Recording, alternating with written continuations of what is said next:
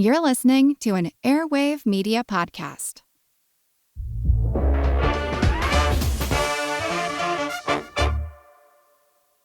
Why don't most people design the kind of financial future that they'd like to have? Well, frankly, it's overwhelming, which is why Dave and Andrew from the Investing for Beginners podcast are here to help. We decode the hard parts of investing and the stock market so that you can reach for your goals and create the financial future you deserve. Give us a listen at the Investing for Beginners podcast on Apple Podcasts, Spotify, or wherever you're listening right now.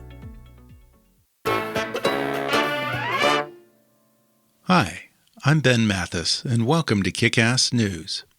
Most military thinkers in the years leading up to World War II saw the airplane as an afterthought. But a small band of idealistic strategists known as the Bomber Mafia asked, what if precision bombing could cripple the enemy and make war far less lethal? In contrast, the bombing of Tokyo on the deadliest night of the war was the brainchild of General Curtis LeMay, whose brutal pragmatism and scorched-earth tactics in Japan cost thousands of civilian lives, but may have spared even more by averting a planned U.S. invasion. In The Bomber Mafia, best-selling author Malcolm Gladwell asks, was it worth it? And today, I'm happy to welcome Malcolm back to the podcast to discuss the stranger-than-fiction story of a Dutch genius and his homemade computer, a band of brothers in central Alabama, a British psychopath, and pyromaniacal chemists at Harvard to examine one of the greatest moral challenges in modern American history. Plus, Malcolm talks about his heart-wrenching visit to the museum dedicated to victims of the Tokyo firebombings, his revealing dinner with the top brass of the US Airforce, and why he's making a big bet on audiobooks with his latest offering. Coming up with Malcolm Gladwell in just a moment.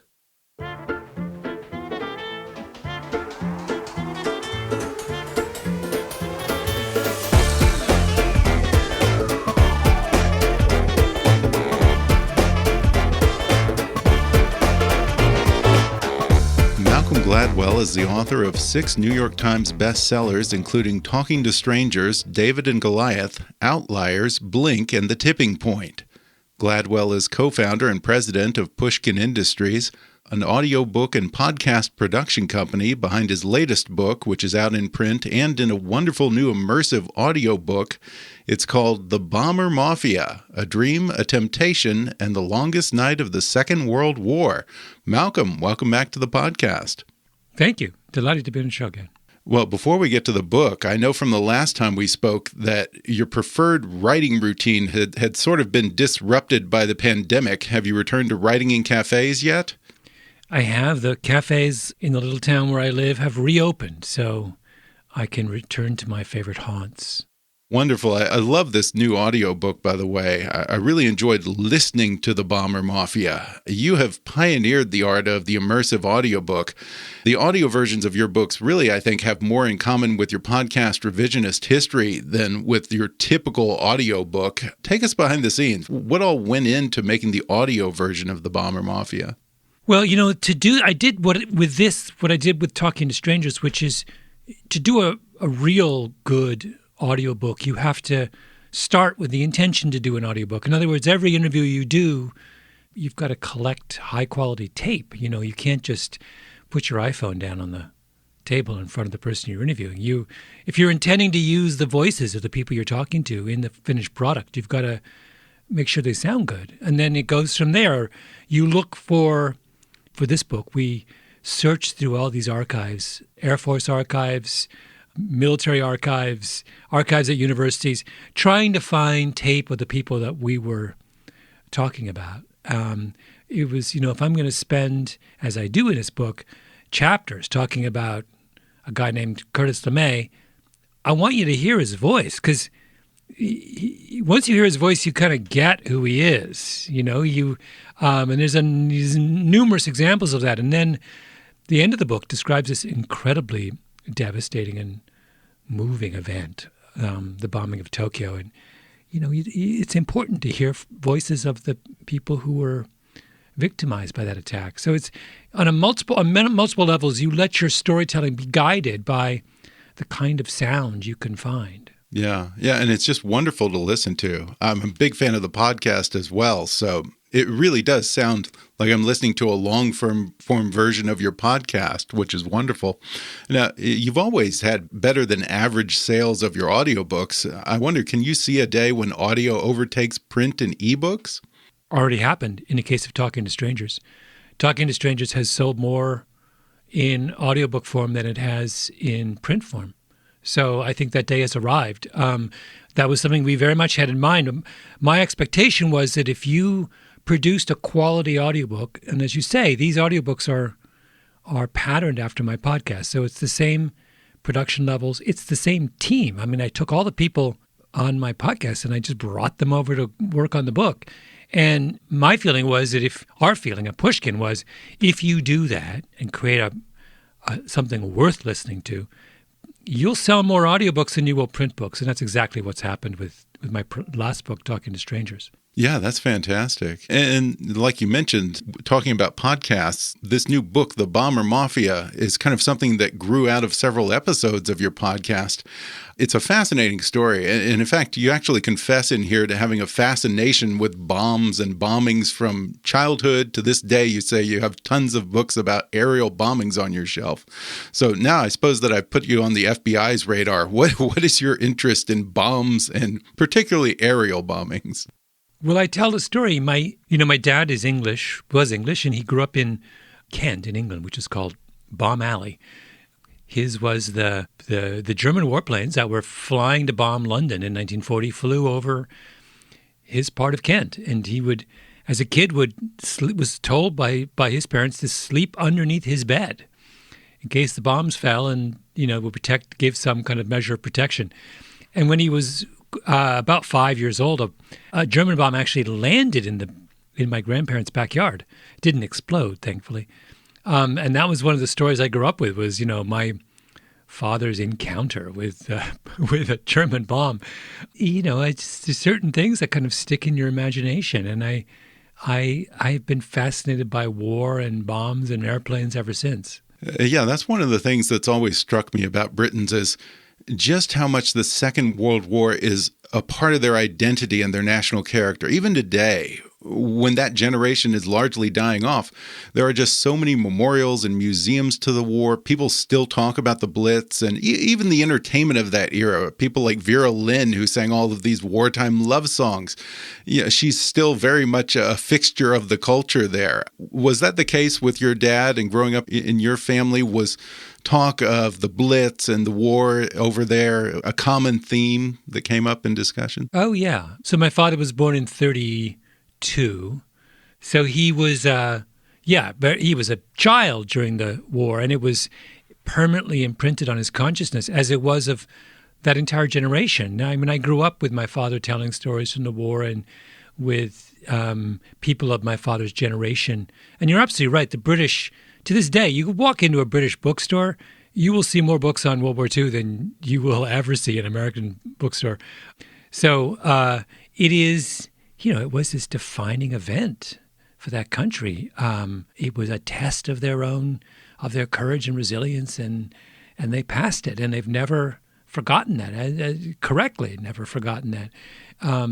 So yeah, I remember I lived in England as a child. My dad would take us to the beaches, where you could still see the fortifications that were put there in anticipation of a possible German invasion. I mean, it's still very much a part of English life, English culture. Now, the Bomber Mafia is actually an American story, I guess you would say, and it's something of a forgotten chapter in the 20th century military history and the history of World War II. I wasn't even aware of this story, so how did you first learn about it? I hate to say that I don't remember. I think it was because, like so many things, I know where I started. I started because I was in Japan and I went to this museum which commemorated the American firebombing of Tokyo in the spring of 1945. And I just started working backwards from that event, reading and poking around, and discovered this whole kind of story, a story well known, by the way, to military historians, but just not to the rest of us, of this conflict during the Second World War between two schools of thought about how best to use bombers in wartime. And one group was this group called the Bomber Mafia, who were the idealists, who thought that there was a way to use bombers that would reform war, that would claim far fewer civilian casualties. And they pursued this dream through the 1930s, well into the Second World War, before the dream kind of met the test of reality. And one of the things that you point out in this book is just the vast difference between how airplanes were used in the First World War versus the Second. Of course, I can think of the film footage of the dog fights up in the air in World War I. And then World War II, planes were used very differently. They really had a more centralized role on the battlefield. What was the key factor that revolutionized how we used planes in war? Well, in World War I, planes are still toys. No military leader in the First World War, senior military leader, took air power seriously. It was a sideshow. And if you were dropping a bomb in the First World War, you put a bomb inside you gave the bomb to the pilot in his little one-seater plane.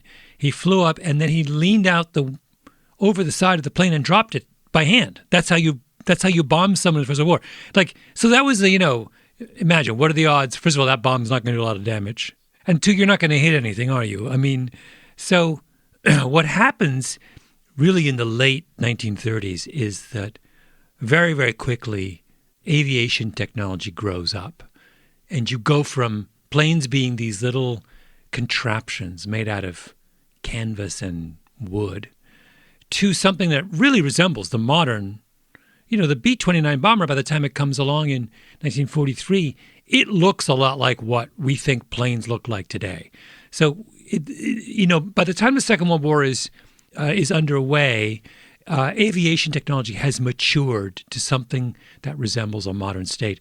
And that means all kinds of things. It means that all of a sudden air power matters. It means you can do a lot of damage from the air. It means that you can fly really high for long periods of time. It means you can evade enemy defenses. It means you can carry, hundreds and hundreds and hundreds of tons of bombs in a single bombing attack. I mean, I could just go on from there. The kinds of things that happened in the Second World War, where entire cities were obliterated by bombing campaigns, were a function of these innovations in aviation technology that had been made over the previous 10 years. And one of those inventions that you talk about is the Norton bomb sight. You describe it really as sort of an analog computer. What all went into this device? Yeah, so if you think about it as a simple physics problem, imagine you're in a car and you're going 30 miles an hour, and I'm asking you to throw a tennis ball out the window into a garbage can. That is a really, really hard physics problem, right? You've got to somehow adjust for the fact that the garbage can is stationary and you're in a moving car. There's going to be, you have to throw the ball with just the right force, just the right speed. I mean, on and on and on. Most of us, Steph Curry could do that. Most of us could not do that. Now, imagine now dropping a bomb from an airplane that's 20,000 feet in the air, going 300 miles an hour, and there's 100-mile-an-hour winds, and the temperature is, freezing cold where you drop it, and hot and muggy on the ground, and the target is obscured by clouds, and you're under attack from enemy fighters. I go on and on and on. Someone's screaming in your ear. Now I'm asking you to drop a bomb with accuracy under those conditions. It's impossible. And that was the thing. Going into the Second World War, there was no expectation that a bomb dropped from an airplane would hit its target. None. There's a famous study in England done of bombing accuracy in the early 1940s, and their conclusion is that most bombs they were dropping were landing within 7 miles of the target. It's absurd, right? The Americans invent this device called the Norton bomb sight, which is an answer to that problem, and they believe they have solved the physics problem by coming up with this insanely complicated 55-pound mechanical device called the Norton bomb sight, invented by a crazy, eccentric Dutch genius named Carl Norton. And the idea is you could train a bombardier for 6 months in how to manipulate all of the bells and whistles and pulleys and gyroscopes and whatever in this analog computer. And if a bombardier knew what he was doing, you could drop a bomb accurately from 20,000 feet. And it did take a lot of skill to do that. And they were trained, as you mentioned, at this aerial tactical school in Alabama. The people who founded it kind of became known originally derisively as the Bomber Mafia, but they embraced that name. And eventually, there's sort of this legend associated with the Bomber Mafia and how they realized that precision bombing could really revolutionize how we fight wars. Can you recall that story? Yeah, so this group... There's a group of men, pilots, in the 30, young men, and they're way off in the middle of nowhere in central Alabama, outside Montgomery, Maxwell Air Force Base. And they are obsessed with the potential of the bomber. The bomber is this brand new idea, a plane designed to fly fast and high and carry enormous payloads and do damage to the enemy. And their idea is that if they can successfully solve the problem of how to drop a bomb accurately, then all of a sudden they become the most important thing in all of war. All of a sudden, you don't need infantry, you don't need tanks, you don't need warships, you don't need anything except bombers. Because their theory is, look, I can send a bomber that's flying way above, so high in the sky and so fast that no fighter jet can catch it and no anti-aircraft gun can bring it down. And if I can drop my bombs with absolute accuracy, why do I need anyone else? You know, if I want the Germans to surrender, I could just send some bombers into Berlin, take out the Reichstag, take out, the power plants, take out some bridges, and what are they going to do? They're going to have to surrender, right? That's the dream. Yeah, and the Bomber Mafia was really way ahead of their time and helped to shape modern tactical warfare. But even beyond that, they had these loftier dreams. I mean, is it fair to say that they even believed that precision bombing would make the world a better place, or at least a safer place on some level?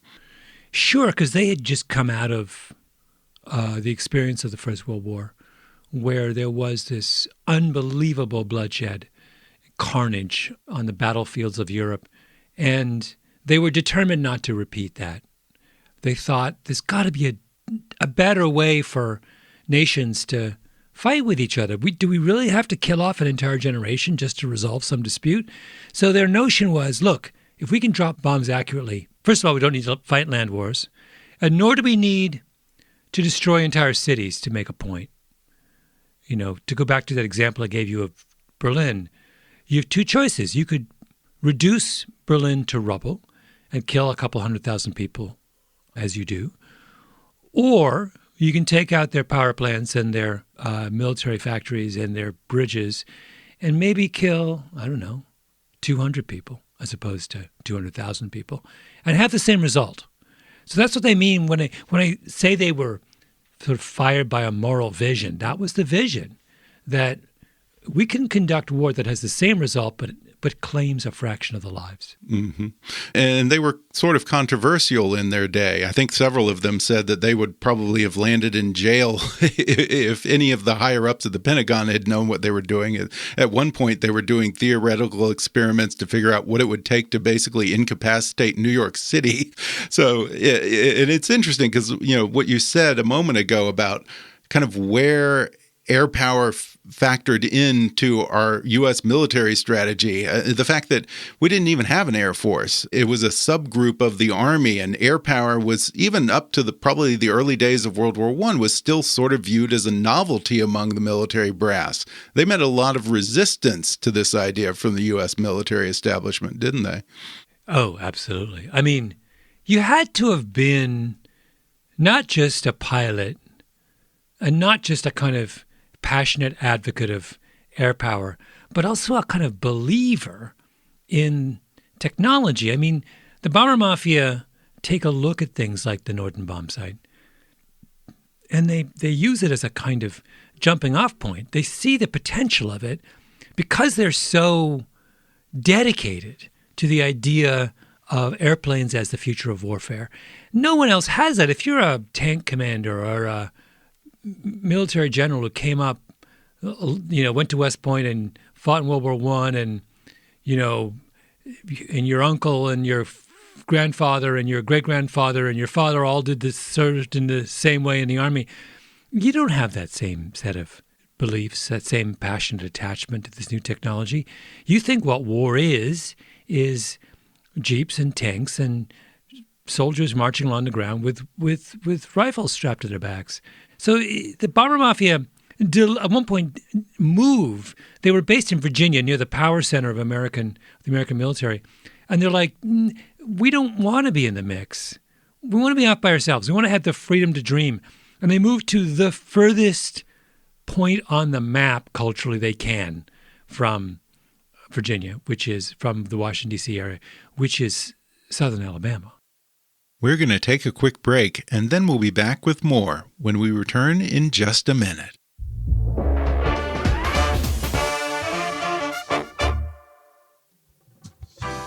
I'm Rafer Guzman, film critic for Newsday. And I'm Kristen Meinzer, culture critic and co-author of How to Be Fine. Together, we host Movie Therapy with Rafer and Kristen. In each episode, we read letters from real people in real quandaries. Emily says, "Dear Rafer and Kristen, I'm raising a kid who is, to put it bluntly, weird." Then we dispense a bit of questionable advice. I'm so bad at dating. No. I'm the worst dater. Oh, God, I'm just horrible at it. And finally, we prescribe movies and TV shows to help our listeners through whatever ails them. I like the doppelganger character, this kind of... She was terrible. It's part advice show, part watch list, plenty of empathy, and lots of laughs. Did my wife write this letter in under the name Katie?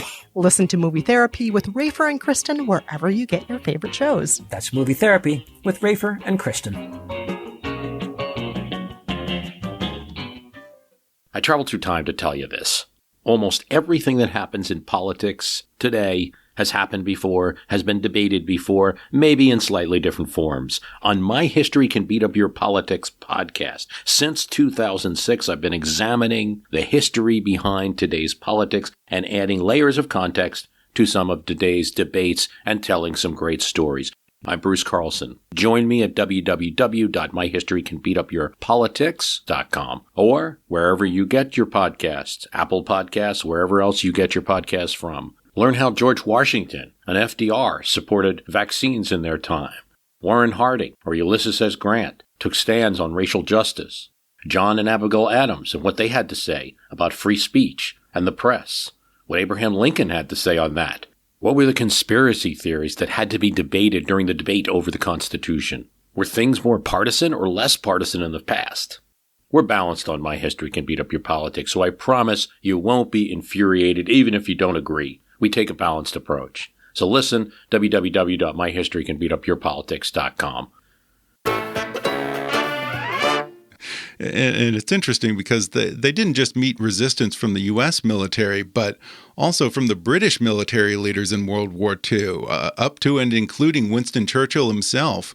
What was Churchill and his team's preferred approach to aerial bombing and the resistance to this idea? Churchill and the senior British brass thought the bomber mafia were nuts. They just thought this whole thing is nonsense. There's no way they can hit what they can hit. There's no way. It's all a dream. What the British thought was the only way to use air power was to flatten your enemy's cities. You go in, you drop as many bombs as you can. You don't worry about where they're going to land. You just figure if you drop enough of them, they will do such damage and kill so many people that your enemy will surrender. So the bomber mafia are all about precision and using the smallest amount of force possible. The British are about the opposite. They're like, who cares about precision? Who cares about, surgical strikes? Who cares about any of that stuff? Just go in there and open up the bomb bay and just let it all go. And don't worry about where it's landing. Just if you have enough planes and enough bombs, you'll do so much damage to something that your enemy will give up. All of this begs the question, I wonder, how much of the British preference for area bombing or morale bombing, as they called it, might have just been straight up desire to inflict maximum pain and get a little bit of revenge for the Blitz?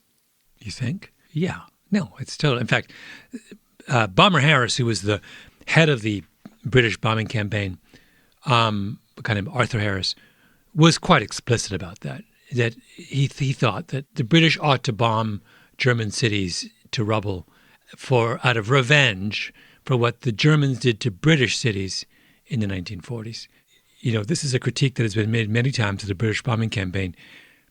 It was not motivated by some kind of sophisticated strategic analysis. They didn't hasten the end of the war with their wholesale attacks on German cities. They probably prolonged the war. They were motivated by an emotional desire to get even. Well, I want to talk about the two figures who loom very large in this book. One of them is Hayward Hansel, who I guess was sort of the bomber mafia true believer. And the other is Curtis LeMay, who some people may be familiar with from your podcasts, and he was featured on several episodes of Revisionist History. In fact, you even confessed to having a mild obsession with LeMay.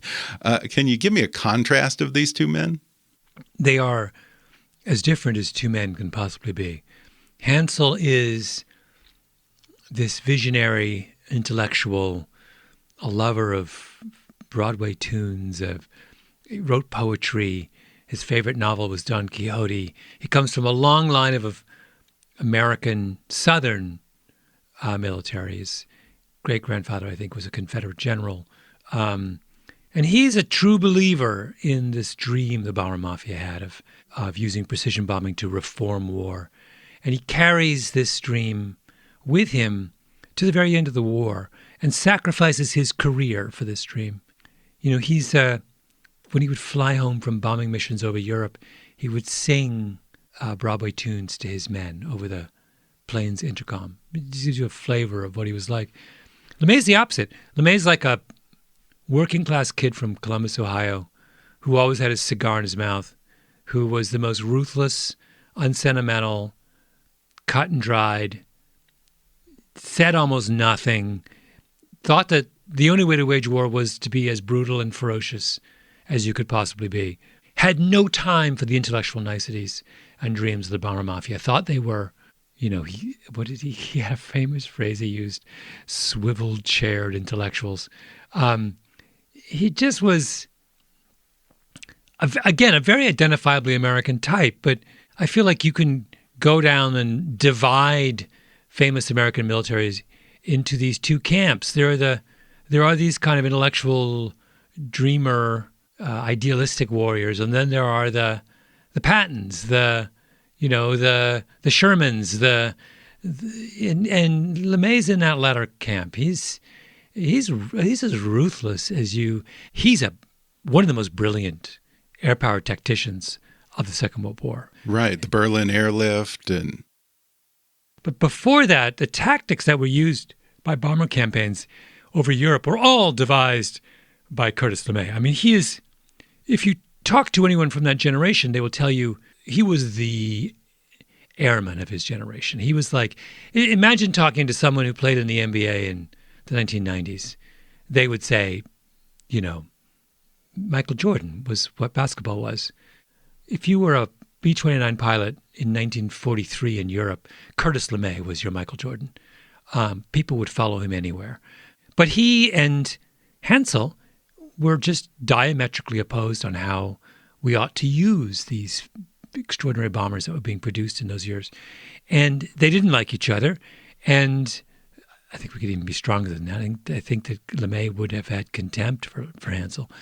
And they have a kind of showdown. The book is all about a showdown between the two of them at the end of the war in Guam. And it is one of the kind of most morally consequential moments in the war.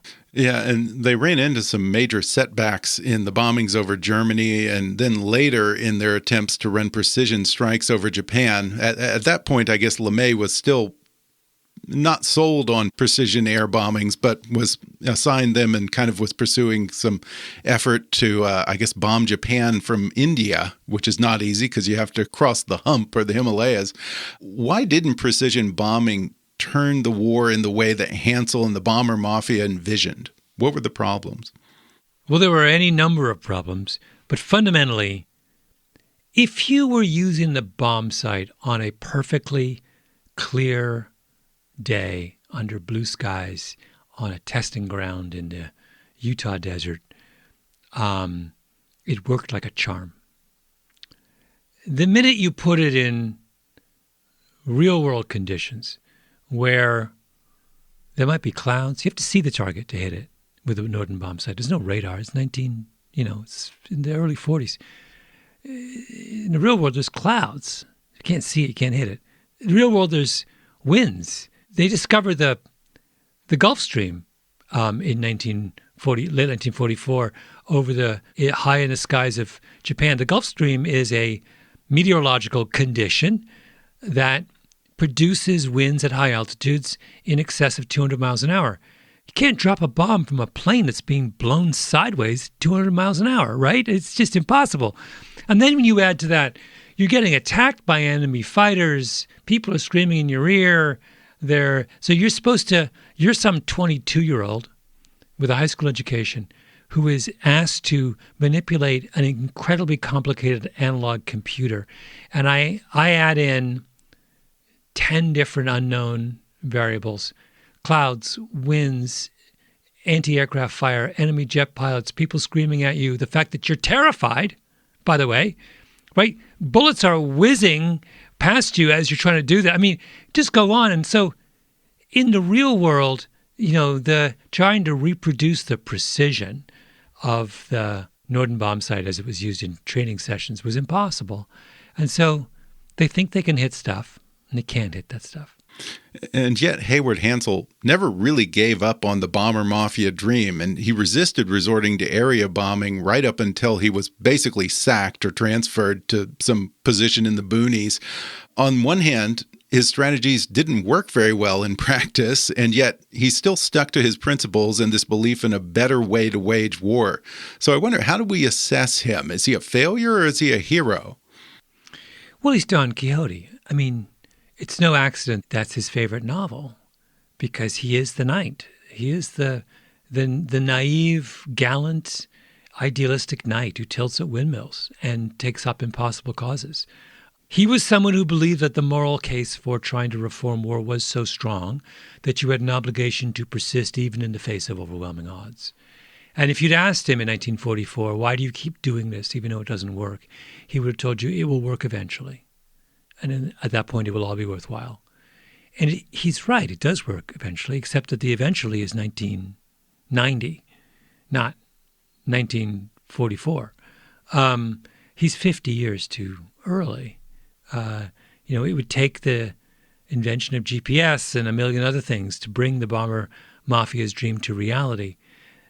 But I think it's important that we recognize him for his courage and heroism, moral courage and heroism, that there's nothing wrong with pursuing a dream of a better world in the face of contrary evidence. I mean, we need more people like that, I think. And as you already mentioned, Curtis LeMay had no such hesitation about using carpet bombing. To paraphrase Dr. Strangelove, how did LeMay come to love the firebomb? He came to love the firebomb because if precision bombing doesn't work, then what do you do as a practical solution? The answer is you can't just selectively take out targets that you've identified and think are of high strategic value. You got to take out everything because you can't aim anything. And what was the best way to take out everything in Japan? Well, Japanese cities were made of wood. Houses were very close together, wood and tar paper. They were tinder boxes. So LeMay takes this special new material, incendiary device that had been developed explicitly to burn down Japanese houses. It was called napalm. And he's the first guy to really exploit napalm's potential. Napalm was the greatest incendiary device ever invented. And LeMay says, okay, that solves my problem. I don't need to aim at anything. I'll just drop lots and lots and lots of napalm on Japanese cities. Didn't matter where it lands. It'll just start a fire, and the fire will do all the damage. And that's exactly what he does. He burns down over the course of the spring and summer of 1945. He burns down 66 Japanese cities. One of the most extraordinary acts of destruction in the history of war. And as you mentioned earlier, you visited a museum in Tokyo that pays tribute to those who died in the firebombings. It's a funny thing because There are so many memorials to those who were lost in the A-bomb attacks on Hiroshima and Nagasaki. Even here in the U.S., we have memorials to those. But strangely, you say that it's not so much the case with the firebombings over Tokyo and other cities in Japan. It's not even in the city center. It's kind of tucked away in this nondescript office building on the outskirts of town. What do you make of that? What does that say about the Japanese and where that event figures into their history? It says everyone was very anxious to forget about this episode in the war on both sides. Americans don't want to talk about the fact that we burned down 66 Japanese cities in the space of 3 months. And the Japanese would rather not talk about it either. They would like to put it behind them as well. Not everything of consequence in history gets memorialized, And so you can go to Tokyo and you can see grand monuments to everything of importance that happened in that country's history, except for the events of that summer, which just are consigned to what looks like a dentist's office in East Tokyo. And as you mentioned a moment ago, we now live in an era when Hayward Hansel's vision of precision bombing has come to fruition with technology like the stealth bomber and drones. The footage of the smart bomb dropping down a chimney is one of the most iconic images of Operation Desert Storm. But now that we're able to do the kind of things that he dreamt of, it also opens up a whole other bundle of questions. Even with all the precision in the world, asymmetrical warfare from Vietnam to Iraq and Afghanistan still requires boots on the ground and lives lost. But even more than that, there's the moral question of drone bombings, maybe eventually without a human at the controls. And you say in here that the more precise the bomber, the more you're tempted to use it. I wonder, where do you suppose those issues would fit within Hansel's moral framework? I think Hansel would have said, on balance, we're better off in a world where we can hit what we want to hit. He would accept the risk that makes waging a war more acceptable and say that's a small price to pay for the fact that we can put the days when we leveled entire cities behind us. If you think about it, if there were to be a kind of full-scale conventional war between, China and the United States, where both sides were sending bombers over each other's countries, neither side would level entire cities. It's not going to happen anymore. Right? It's just not the way war is fought. And I think Hansel would say that's what progress looks like. Well, on a lighter note, or a little bit of a lighter note, you got to have dinner with the Air Force Chief of Staff and hang out with all of his generals, which sounds like a pretty interesting group. What was that experience like? What did you learn from them? I got to know the previous guy named General Goldfein, and then he was replaced by General Brown midway through writing this book. And I got to know both of them. They're the outgoing and the incoming Chief of Staff of the Air Force. And I found them both incredibly impressive people. I came away with really renewed respect for the American military. I mean, these are people who understand the moral dimensions of what they do, who are steeped in the history of their service, who are, committed to keeping America safe. I mean, I could go on. General Goldfein, just before he left, invited me to dinner at his house. There's a house on Fort Myer, just across the Potomac from the Capitol, which is where the head of the Air Force lives, on the street where all of these top military guys live. And I had dinner at his house and with his wife, and then afterwards we had drinks in his backyard, and he invited over, the vice chair of the Joint Chiefs and a couple of other senior Air Force guys, and we had a conversation I'll never forget, just a kind of casual conversation about what it means to be in charge of the world's most powerful Air Force. It's just it was really an amazing moment. I'll never forget it. Yeah, sounds like an incredible experience. Well, I mentioned at the top that this book is sort of the vanguard of a larger effort by your company, Pushkin Industries. You're really going all in on immersive audiobooks. Before we go, can you tease any of your other audio offerings to come? Oh, we got a million coming. For example, we have one coming up with Paul Simon, the singer-songwriter, we began with about 40 hours of conversations with him, and have combined that with him playing and talking and arguing, and we combined that with historical tape and produced and all kinds of theorizing and interviews with other prominent musicians, and the result is something that's kind of amazing. That should be out. I'm not sure when that's out. It's almost done though, but we got a big pipeline of stuff coming. Well, again, this book is called The Bomber Mafia, A Dream, a Temptation, and the Longest Night of the Second World War. Malcolm Gladwell, thanks for talking with me. Thank you, Ben. It's been really fun. Thanks again to Malcolm Gladwell for coming on the podcast. Order his new book, The Bomber Mafia, A Dream, a Temptation, and the Longest Night of the Second World War on Amazon, Audible, or wherever books are sold. And I especially encourage you to listen to it as an audiobook. It's very, very well produced and really immerses you in the story. Follow Malcolm on Twitter at @Gladwell. If you enjoyed today's episode, then subscribe and give us a 5-star rating on Apple Podcasts. Detailed reviews are the best way for new listeners to discover the show. Follow us on Facebook at @KickassNewsPod and email me with your comments, questions, and suggestions at comments@kickassnews.com. Kickass News is a part of the Airwave Media Podcast Network. Visit airwavemedia.com and check out some of our other shows like Food with Mark Bittman, Movie Therapy, Investing for Beginners, My History Can Beat Up Your Politics, and many others. For now, though, I'm Ben Mathis, and thanks for listening to Kick-Ass News.